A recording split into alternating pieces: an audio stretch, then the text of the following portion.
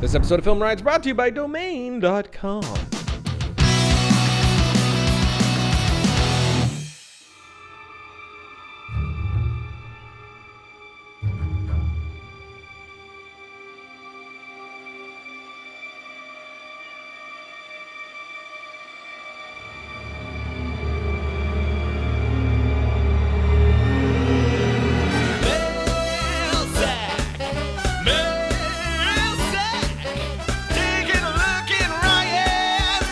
First question, what do you absolutely need to know before starting a cinematography career? Well, the first thing is to make sure that you actually want to do it. I mean, the thing you need is experience, and not necessarily experience on a set, but just pick up a camera and start shooting things, start shaping light, learning what that actually means. It's not till you actually start shooting things and seeing what light is doing to subjects, to the surroundings, that you really start to understand what cinematography is and if you want to do it or not. Maybe you're just a director that's very visual like me, you're not necessarily a full-on cinematographer. A really good way to start is through photography, because photography is the same thing as cinematography. Cinematography is just photography 24 times a second. So focusing just on that one image, on that one picture, and really refining that before you move into adding motion is a great way to get started. So the one thing to know is just, do I really want to do this? Do you know of some good Halloween/creepy shops for fake blood and all that kinds of stuff? Thanks. Any of the local Halloween shops are usually pretty cool. They have a lot of good stuff. I get a lot of my stuff online, but anytime Halloween comes, I'll usually wait till after Halloween and then just go raid the store because everything's on sale, and then I'll just get tons of blood and all sorts of other goodies. So that's a good indie pro tip. After Halloween, raid the Halloween shop for props and costume. What program did you use to record your Skype interview with Herbert Visuals? That one is a third-party plugin for Skype called Video Recorder, which the first iteration of wasn't great, but now it is really solid. They've got nice resolution on it now, and it's a picture-in-picture sort of thing, both images side by side, so you can cut and edit those together as if you had two cameras. Plus, it splits up the audio signals both from yours and his separately, so you can edit those independently as well. So it makes it a lot easier to do something like that. What are your thoughts on the low light performance of the Sony a7S? Do you mean this? I'll let you know soon enough. That was like a magic trick. Can you share with us some things that you have learned watching movies with the sound off? Anything surprised or impressed you, etc.? My favorite directors to watch with the sound off would be Spielberg and Fincher. My favorite film so far that I've watched with the sound off would be Raiders of the Lost Ark, which, funny enough, Steven Soderbergh actually put up something online where it's the whole film that he also put black and white and put an underbed of music, so you're really just focusing in on what Spielberg was doing with the camera, and you can find that right here. But I've watched that film with the sound off like at least 12 times. My favorite scene with the sound off is the scene where Indiana Jones gets the news that he does get to go on the adventures. He's throwing stuff in his suitcase while talking to Marcus, and you don't realize at first when you're watching the film that that whole scene is just one take. Spielberg is always doing oneers, but they never call attention to themselves. Where most people would cut around the room, Spielberg is just working the camera and his actors to tell that entire scene, which is really amazing. One of my favorites, so definitely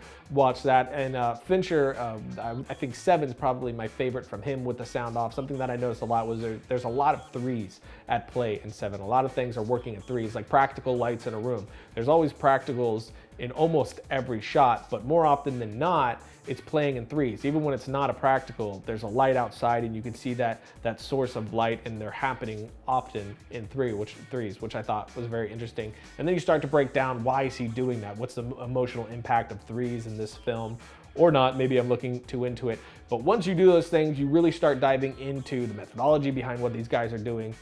It starts opening up your mind to things that you can do to mess with your audience's emotion as well. Why haven't you guys made a feature? Are you waiting for the right budget? For me, it's a matter of waiting for the right time and the right project. A lot of people say there's no perfect time, which I totally agree with that, but you can objectively look at where you're at and know when you're ready to take that next step, when your company's ready to take that next step, and when you have found the right project. For me, it's about needing to make something. If I read something and I need to make that, then that's something that I can put my heart and soul into.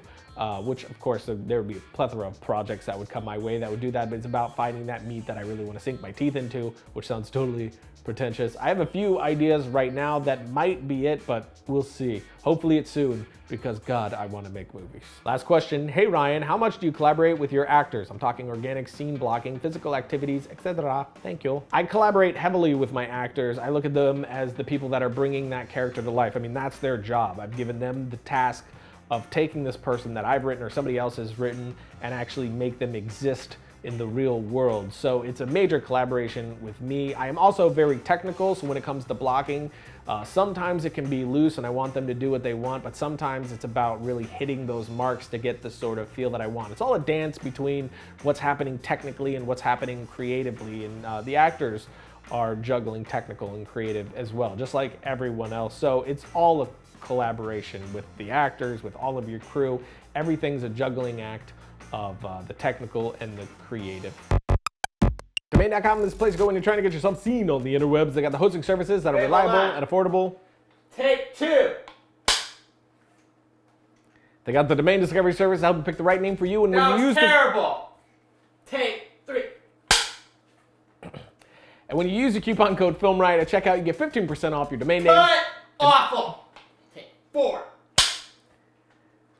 You get 15% off your domain name and web hosting, because when you think domain names, think domain.com. Dive. Oh my God. Logo. So that's it for today, which means it's time for my suggestion of the week. This one is from Steven Soderbergh. Again, it's an interview with him. It's like over an hour long. He talks about actors and all sorts of other things that go into indie filmmaking. Definitely check that out right here. It has a ridiculous amount of info. But that's it for today. Don't forget to write, shoot, edit, repeat.